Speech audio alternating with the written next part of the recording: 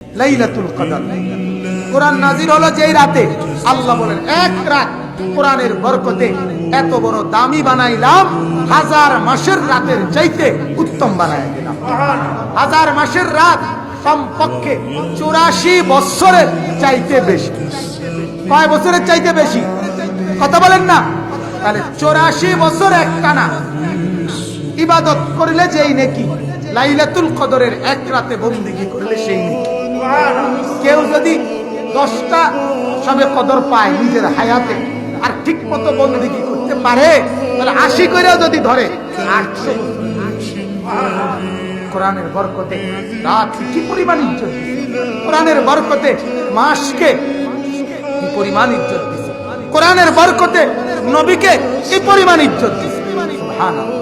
এই কোরআন আমাদের জন্য দিছে, এই উম্মতের জন্য। আমাদের দাম কত?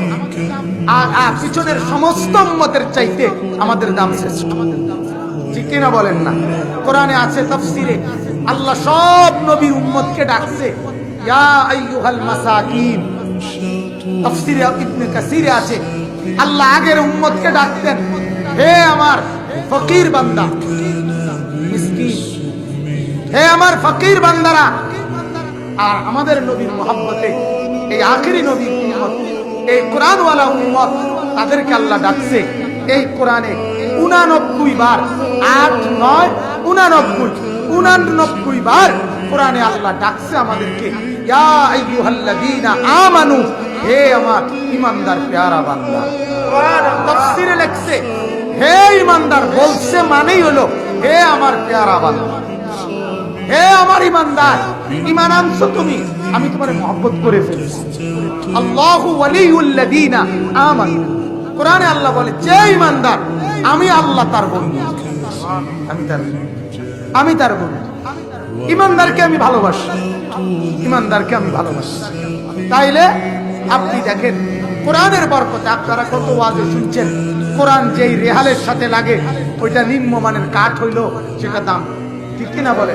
কত বয়ানে শুনছেন কোরআনের যেই গিলাফ সেই কাপড়ের দাম যদি 30 টাকাও হয়, ওই কাপড়টা পৃথিবীর সব কাপড়ের চেয়ে দাম।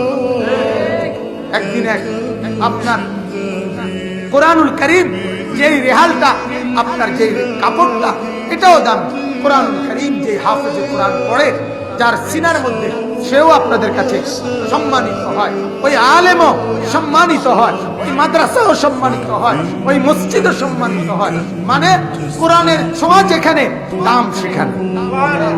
ঠিক কিনা বলেন? আমি আপনাদের কাছে এটা বললাম। আল্লাহ তাআলা বলেন বান্দা, আমি এই রমজানে কোরআন নাজিল করেছি কেন? হুদাল লিন্নাস, তোমাদের হেদায়েতের জন্য। ওয়া বাইয়িনাতিম মিনাল হুদা, আর হেদায়েতের কথাগুলো স্পষ্ট বলছি।